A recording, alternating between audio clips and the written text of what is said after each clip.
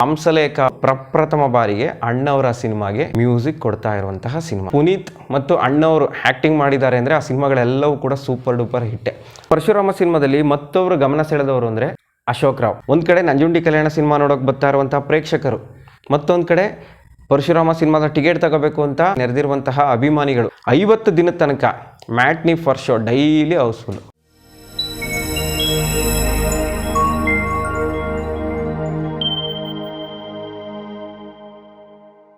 ಪರಶುರಾಮ ಇದು ಅಣ್ಣವರ ಅಭಿನಯದ 201ನೇ ಸಿನಿಮಾ. ಇದು 1989ರಲ್ಲಿ ರಿಲೀಸ್ ಆಗುತ್ತೆ. ಪರಶುರಾಮ ಸಿನಿಮಾ ಹಲವು ಕಾರಣಗಳಿಂದ ರಿಲೀಸ್ಗೂ ಮುಂಚೆ ಸಾಕಷ್ಟು ಕ್ರೇಜ್ ಕ್ರಿಯೇಟ್ ಮಾಡುತ್ತೆ. ಒಂದು, ಅಣ್ಣವರು ಮತ್ತೊಮ್ಮೆ ಕಂಪ್ಲೀಟ್ ಆ್ಯಕ್ಷನ್ ಮೂವಿನಲ್ಲಿ ಆ್ಯಕ್ಟ್ ಮಾಡ್ತಾ ಇದ್ದಾರೆ ಅನ್ನೋದು. ಮತ್ತೊಂದು ವಿ ಸೋಮಶೇಖರ್ ಮತ್ತು ರಾಜ್ಕುಮಾರ್ ಕಾಂಬಿನೇಷನಲ್ಲಿ ಬರ್ತಿರುವಂತಹ ಸಿನಿಮಾ. ಪುನೀತ್ ರಾಜ್ಕುಮಾರ್ ಮತ್ತೆ ಒಟ್ಟಾಗಿ ಅಭಿನಯ ಮಾಡ್ತಿರುವಂತಹ ಸಿನಿಮಾ. ಹಾಗೂ ಹಂಸಲೇಖ ಅವರು ಪ್ರಪ್ರಥಮ ಬಾರಿಗೆ ಅಣ್ಣವರ ಸಿನಿಮಾಗೆ ಮ್ಯೂಸಿಕ್ ಕೊಡ್ತಾ ಇರುವಂತಹ ಸಿನಿಮಾ. ಈ ಎಲ್ಲ ಕಾರಣಗಳಿಂದ ಪರಶುರಾಮ್ ರಿಲೀಸ್ಗೂ ಮುಂಚೆ ಸಾಕಷ್ಟು ಕುತೂಹಲವನ್ನು ಸೃಷ್ಟಿ ಮಾಡಿಬಿಡುತ್ತೆ. ಇನ್ನು ಪರಶುರಾಮ ಸಿನಿಮಾದಲ್ಲಿ ಅಣ್ಣವರು ಮಿಲಿಟ್ರಿ ಆಫೀಸರ್ ಪಾರ್ಟ್ನ ಮಾಡ್ತಿರ್ತಾರೆ. ಸಿಪಾಯಿ ರಾಮು ನಂತರ ಅಣ್ಣವರು ಮತ್ತೊಮ್ಮೆ ಮಿಲಿಟ್ರಿ ಆಫೀಸರ್ ಆ್ಯಕ್ಟಿಂಗ್ ಮಾಡ್ತಾ ಇದ್ದಾರೆ. ಹೀಗಾಗಿ ಈ ಸಿನಿಮಾದ ಬಗ್ಗೆ ಸಾಕಷ್ಟು ಕ್ರೇಜ್ ಕ್ರಿಯೇಟ್ ಆಗ್ತಾನೆ ಹೋಗುತ್ತೆ.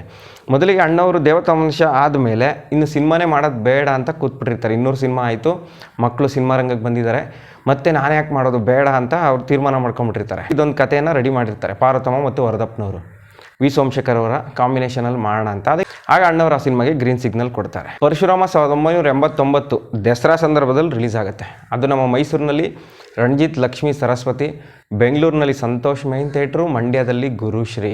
ಯಾವ ಥರ ಓಪನಿಂಗ್ ಪಡೀತು ಅಂದರೆ ಪರಶುರಾಮ್ ಸಿನಿಮಾ, ಮೈಸೂರಿನ ಮಟ್ಟಿಗೆ ಹೇಳಬೇಕು ಅಂದರೆ ದಸರಾ ಸೀಸನ್ನಲ್ಲಿ ದಸರಾ ಶುರುವಾದಂತಹ 10 ದಿನದಿಂದ ಯಾವುದೇ ಸಿನಿಮಾ ಇದ್ದರೆ ಯಾವುದೇ ಚಿತ್ರಮಂದಿರದಲ್ಲೂ ಹೌಸ್ಫುಲ್ ಆಗೋದಕ್ಕೆ ಶುರು ಮಾಡುತ್ತೆ. ಯಾಕಂದರೆ ಬೇರೆ ಬೇರೆ ಊರಿಂದ ಮೈಸೂರನ್ನು ನೋಡಬೇಕು, ಅರಮನೆಯನ್ನು ನೋಡಬೇಕು, ದೀಪಾಲಂಕಾರವನ್ನು ನೋಡಬೇಕು ಅಂತ ಸಾವಿರಾರು ಸಂಖ್ಯೆಯಲ್ಲಿ ಜನ ಬರ್ತಿರ್ತಾರೆ. ಆಗ ಒಂದು ಟ್ರೆಂಡ್ ಇತ್ತು, ಮೈಸೂರಿಗೆ ಆಗಲಿ ಬೆಂಗಳೂರಿಗೆ ಭೇಟಿ ಕೊಡಲಿ ಜನಗಳು ಸಿನಿಮಾ ನೋಡದೆ ಹೋಗ್ತಾ ಇರಲಿಲ್ಲ.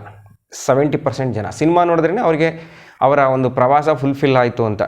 ಆ ರೀತಿ ದಸರಾ ಸಂದರ್ಭದಲ್ಲಿ ಮೈಸೂರಿನಲ್ಲಿ ಯಾವುದೇ ಚಿತ್ರಮಂದಿರದಲ್ಲಿ ಯಾವುದೇ ಸಿನಿಮಾ ಇದ್ದರೂ ಹೌಸ್ಫುಲ್ ಆಗ್ತಾ ಇರುತ್ತೆ. ಅಂತಹ ಸಂದರ್ಭದಲ್ಲಿ ಪರಶುರಾಮ್ ರಿಲೀಸ್ ಆಗುತ್ತೆ.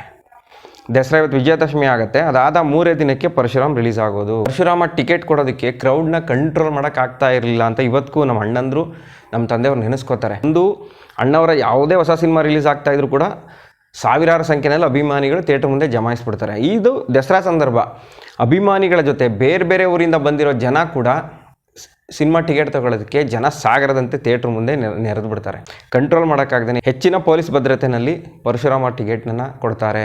ನಮ್ಮ ರಣಜಿತ್ ಚಿತ್ರಮಂದಿರದಲ್ಲಿ 7 ದಿನದ ಒಟ್ಟಿಗೆ ಟಿಕೆಟ್ ಕೊಟ್ಟು ಮುಗಿಸ್ತಾರೆ. ಅದೇ ರೀತಿ ಬೆಂಗಳೂರು, ಹುಬ್ಬಳ್ಳಿ, ಧಾರವಾಡ, ಬೆಳಗಾಂ ಎಲ್ಲ ಕಡೆನೂ ಕ್ರೌಡ್. ಯಾಕಂದರೆ ಅಣ್ಣವರು ಮತ್ತೊಮ್ಮೆ ಆ್ಯಕ್ಷನ್ ಮೂವಿ ಮಾಡ್ತಾ ಇದ್ದಾರೆ. ವಿ ಸೋಮಶೇಖರ್ ಮತ್ತು ಅಣ್ಣವರ ಕಾಂಬಿನೇಷನ್ನು ಸೂಪರ್ ಆಗಿರುತ್ತೆ ಅಂತ ಒಂದು ನಂಬಿಕೆ ಅಭಿಮಾನಿಗಳಿಗೆ. ಯಾಕಂದರೆ ಅಣ್ಣವರು ಮತ್ತು ವಿ ಸೋಮಶೇಖರ್ ಮಾಡಿದಂಥ ಎಲ್ಲ ಸಿನಿಮಾಗಳು ಕೂಡ ಸೂಪರ್ ಡೂಪರ್ ಹಿಟ್ಟು.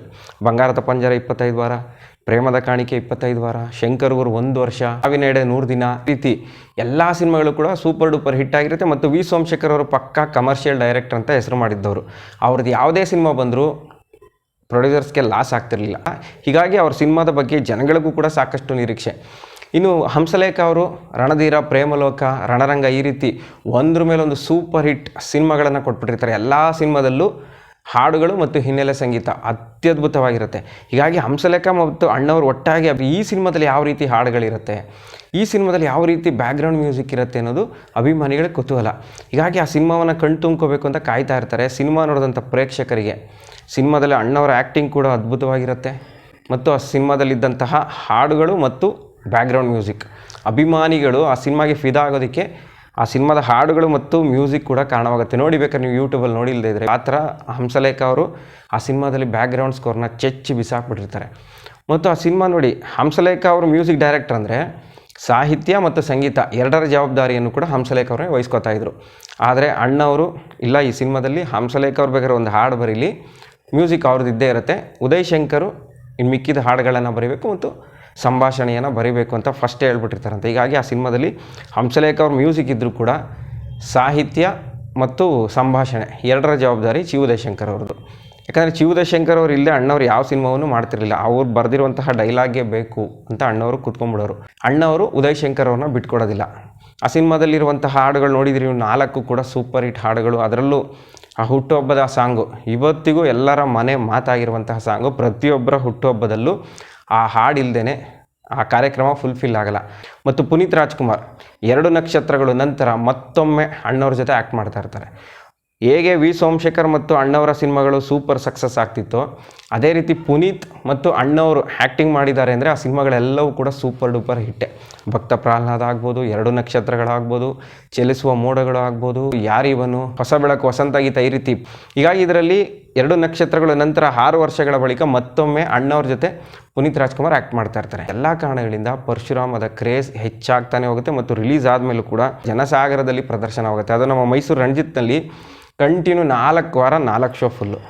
ಅದಾದಮೇಲೆ 29ನೇ ದಿನದಲ್ಲಿ ಸೆಕೆಂಡ್ ಶೋ ಡ್ರಾಪ್ ಆಗುತ್ತೆ ಮತ್ತು 50 ದಿನದ ತನಕ matinee first show daily house full. Vajreshwari ಸಂಸ್ಥೆಯಲ್ಲಿ ಸ್ವಲ್ಪ ಹೆಚ್ಚು ಹಣ ಖರ್ಚು ಮಾಡಿದಂಥ ಸಿನಿಮಾ ಅಂದರೆ ಪರಶುರಾಮ ಮತ್ತು ರಣರಂಗ. ಈ 2 ಸಿನಿಮಾಗಳು 7-8 ತಿಂಗಳು ಗ್ಯಾಪಲ್ಲಿ ರಿಲೀಸ್ ಆಗೋದು. ಆ 2 ಸಿನಿಮಾದಲ್ಲೂ ಸ್ವಲ್ಪ ಹೆಚ್ಚಿನ ಹಣವನ್ನು ಖರ್ಚು ಮಾಡಿರ್ತಾರೆ ಪಾರ್ವತಮ್ಮನವರು. ಆ 2 ಸಿನಿಮಾದ ಡೈರೆಕ್ಟರ್ ವಿ ಸೋಮಶೇಖರ್, ಆ 2 ಸಿನಿಮಾದ ಮ್ಯೂಸಿಕ್ ಡೈರೆಕ್ಟರ್ ಹಂಸಲೇಖ ಅವರಿಗೆ ದೊಡ್ಡ ಮನೆಯಿಂದ ಒಂದೇ ವರ್ಷ 2 ಸಿನಿಮಾದಲ್ಲಿ ಅವಕಾಶ ಸಿಗುತ್ತೆ. 2 ಸಿನಿಮಾದಲ್ಲೂ ಭರ್ಜರಿ ಸಾಂಗ್ಸ್ ಮತ್ತು ಭರ್ಜರಿ ಸಂಗೀತವನ್ನು ಕೊಟ್ಟು ದೊಡ್ಡ ಮನೆಯವರು ಇಟ್ಟಿದ್ದಂಥ ನಂಬಿಕೆಯನ್ನು ಹಂಸಲೇಖ ಅವರು ಉಳಿಸ್ಕೊತಾರೆ. ಮತ್ತು ಆ ಸಿನಿಮಾದಲ್ಲಿ ಮತ್ತಿಬ್ಬರು ಗಮನ ಸೆಳೆದವರು ಅಂದರೆ ಆ ಸಿನಿಮಾದ ವಿಲನ್ ಪಾತ್ರಧಾರಿ ಅಶೋಕ್ ರಾವ್ ಮತ್ತು ಪೃಥ್ವಿರಾಜ್, ಅವರಿಬ್ಬರಿಗೆ ಅದು ಮೊದಲನೇ ಸಿನಿಮಾ. 90ರ ದಶಕದಲ್ಲಿ ಬರ್ತಿದ್ದಂಥ ಸಿನಿಮಾಗಳಲ್ಲಿ ನಾಯಕರಿಗೆ ಎಷ್ಟು ಪ್ರಾಮುಖ್ಯತೆ ಇರುತ್ತೋ ಅಷ್ಟೇ ಪ್ರಾಮುಖ್ಯತೆ ವಿಲನ್ಗಳಿಗೂ ಇರ್ತಿತ್ತು. ಅದೇ ರೀತಿ ಪರಶುರಾಮ ಸಿನಿಮಾದಲ್ಲೂ ಕೂಡ ಅಶೋಕ್ ರಾವ್ ಅವರಿಗೆ ಒಳ್ಳೆ ಸ್ಕೋಪ್ ಇರುತ್ತೆ.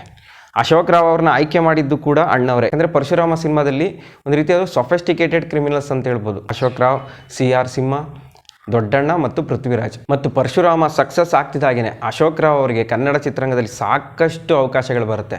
ವಿಲನ್ ಪಾತ್ರದಲ್ಲೂ ಅವಕಾಶಗಳು ಸಿಗುತ್ತೆ ಮತ್ತು ಪೋಷಕ ನಟನ ಪಾತ್ರದಲ್ಲೂ ಅವಕಾಶಗಳು. ಪರಶುರಾಮ ಸಿನಿಮಾ ಬೆಂಗಳೂರು ಸಂತೋಷ್ ಥಿಯೇಟ್ರಲ್ಲಿ ರಿಲೀಸ್ ಆದಂತಹ ಅಣ್ಣವರ ಕಟ್ಟಕಡೆಯ ಸಿನಿಮಾ. ಥಿಯೇಟ್ರಿಗೆ ಅಣ್ಣವ್ರ ಸಿನಿಮಾ ಬಂದಿದ್ದು ಕೇವಲ 3. ಒಂದು ಹಾಲು ಜೇನು, 2ನೇದು ಅಪೂರ್ವ ಸಂಗಮ, 3ನೇದು ಪರಶುರಾಮ. ಈ 3 ಸಿನಿಮಾಗಳು ಸಂತೋಷ್ ಥಿಯೇಟ್ರಿಗೆ ಬಂದಿದ್ದು. ಮತ್ತು ಟಿಕೆಟ್ ಕೊಡುವಂತಹ ಸಂದರ್ಭದಲ್ಲಿ ಪರಶುರಾಮ ಸಿನಿಮಾದ ಕ್ರೌಡ್ ಯಾವ ರೀತಿ ಇತ್ತು ಅಂದರೆ, ನಮ್ಮ ರಂಜಿತ್ ಚಿತ್ರಮಂದಿರದ ಮಟ್ಟಿಗೆ ಹೇಳಬೇಕು ಅಂದರೆ, ಆಗ ದಸರಾ ಸೀಸನ್ನು. ಪರಶುರಾಮ ಹಿಂದಿನ ವಾರ ಇದ್ದದ್ದು ನಂಜುಂಡಿ ಕಲ್ಯಾಣ 35ನೇ ವಾರ ಪ್ರದರ್ಶನವಾಗ್ತಾ ಇರುತ್ತೆ. ಅದು 35ನೇ ವಾರದಲ್ಲೂ 3 ಶೋ ಹೌಸ್ಫುಲ್. ಯಾಕಂದರೆ ದಸರಾ ಇರುತ್ತೆ. ಅದನ್ನು ರಂಜಿತ್ ಚಿತ್ರಮಂದಿರದಲ್ಲೇ ಉಳಿಸ್ಕೊಂಡಿದ್ರೆ ಕಣ್ಣು ಮುಚ್ಕೊಂಡು 1 ವರ್ಷ ಹೋಗಿರೋದು. ಆದರೆ ಪರಶುರಾಮ ಸಿನಿಮಾವನ್ನು ರಣಜಿತ್ ಚಿತ್ರಮಂದಿರದಲ್ಲೇ ಹಾಕಬೇಕು ಅನ್ನೋ ಕಾರಣಕ್ಕೆ ನಂಜುಂಡಿ ಕಲ್ಯಾಣ ಸಿನಿಮಾವನ್ನು ರಣಜಿತ್ ಚಿತ್ರಮಂದಿರದಲ್ಲಿ ತೆಗೆದು ಚಾಮುಂಡೇಶ್ವರಿಗೆ ಶಿಫ್ಟ್ ಮಾಡ್ತಾರೆ. ರಣಜಿತ್ಗೆ 4 ಶೋ ಪರಶುರಾಮ ಬರುತ್ತೆ. ಇಲ್ಲ ಅಂದಿದ್ರೆ ಪರಶುರಾಮ ಏನಾದ್ರು ಬೇರೆ ಥಿಯೇಟ್ರಿಗೆ ಹಾಕಿದರೆ 89ರ ರಣಜಿತ್ ಚಿತ್ರಮಂದಿರದಲ್ಲಿ ನಂಜುಂಡಿ ಕಲ್ಯಾಣ 500 ದಿನಗಳ ಭರ್ಜರಿ ಪ್ರದರ್ಶನ ಕಾಣಿರೋದು. ಆದರೆ ಪಾರ್ವತಮ್ಮನವರು ಅಣ್ಣವರ ಸಿನಿಮಾವನ್ನು ರಣಜಿತ್ ಚಿತ್ರಮಂದಿರಕ್ಕೆ ಹಾಕಬೇಕು ಅನ್ನೋ ಕಾರಣಕ್ಕೆ ನಂಜುಂಡಿ ಕಲ್ಯಾಣವನ್ನು ಬೇರೆ ಕಡೆಗೆ ಶಿಫ್ಟ್ ಮಾಡಿದ್ದು. ಒಂದು ಕಡೆ ನಂಜುಂಡಿ ಕಲ್ಯಾಣ ಸಿನಿಮಾ ನೋಡೋಕೆ ಬರ್ತಾ ಇರುವಂಥ ಪ್ರೇಕ್ಷಕರು, ಮತ್ತೊಂದು ಕಡೆ ಪರಶುರಾಮ ಸಿನಿಮಾದ ಟಿಕೆಟ್ ತಗೋಬೇಕು ಅಂತ ಸಾವಿರಾರು ಸಂಖ್ಯೆಯಲ್ಲಿ ನೆರೆದಿರುವಂತಹ ಅಭಿಮಾನಿಗಳು. ಈ 2 ಕ್ರೌಡ್ನ ಕಂಟ್ರೋಲ್ ಮಾಡೋದಕ್ಕೆ ಸಾಕಾಗೋಗ್ಬಿಡುತ್ತಂತೆ. ಹೆಚ್ಚಿನ ಪೊಲೀಸ್ ಪ್ರೊಟೆಕ್ಷನ್ ತಗೊಂಡಿದ್ರು ಕೂಡ ಆ ಕ್ರೌಡ್ನ ಕಂಟ್ರೋಲ್ ಮಾಡೋಕ್ಕಾಗ್ತಾ ಇಲ್ಲ. ನಮ್ಮ ಚಿತ್ರಮಂದಿರದಲ್ಲಿ ಅಣ್ಣವರ ಸಿನಿಮಾಗಳು ಬಂದರೆ ಹಿಂಭಾಗದಲ್ಲಿ ಒಂದು ಗೇಟ್ ಇರುತ್ತೆ, 5 ಅಡಿ ಎತ್ತರ, 2.5 ಅಡಿ ಅಗಲ. ಆ ಗೇಟ್ ಒಳಗಡೆಯಿಂದ ನುಗ್ಗಿ ಬರಬೇಕು ಒಳಗಡೆ. ಯಾಕಂದರೆ ಅದು ಕಂಟ್ರೋಲ್ ಮಾಡ್ಬೋದು, ಸಡನ್ನಾಗಿ ನುಗ್ಗಲ್ಲ ಅಂತ ಹೇಳ್ಬಿಟ್ಟು ಆ ರೀತಿ ಗೇಟ್ ಮಾಡಿಸ್ಬಿಟ್ಟಿರ್ತಾರೆ. ಆ ಕ್ರೌಡ್ ಯಾವ ರೀತಿ ಇತ್ತು ಅಂದರೆ, ಅವತ್ತು ಟಿಕೆಟ್ ಕೂಡ ಸ್ವಲ್ಪ ಲೇಟ್ ಆಗ್ತಾ ಇದೆ ಅಂದ್ಬಿಟ್ಟು ಆ ಗೇಟ್ನೇ ಕಿತ್ತಾಕಿ ಜನ ಒಳಗಡೆಗೆ ಎಂಟ್ರಿ ಆಗಿಬಿಡ್ತಾರಂತೆ. ಅಲ್ಲೇ ಪೊಲೀಸ್ನವ್ರು ಲಾಠಿ ಚಾರ್ಜ್ ಮಾಡಿ ಅಭಿಮಾನಿಗಳನ್ನ ಚೆದರಿಸಿ ಮತ್ತೆ ಸಾಲಾಗಿ ನಿಲ್ಲಿಸಿ ಟಿಕೆಟ್ ಕೊಡುವಂಥದ್ದು. ಈ ರೀತಿ ಪರಶುರಾಮ ಸಿನಿಮಾ 1989ರಲ್ಲಿ ಹಿಟ್ ಸಿನಿಮಾ ಅಂತ ಅನಿಸ್ಕೊಳ್ಳುತ್ತೆ. ಬೆಂಗಳೂರು, ಮೈಸೂರು, ದಾವಣಗೆರೆ ಸೇರಿದಂತೆ ಹಲವು ಕೇಂದ್ರಗಳಲ್ಲಿ 100 ದಿನಗಳ ಪ್ರದರ್ಶನ ಕಾಣುತ್ತೆ.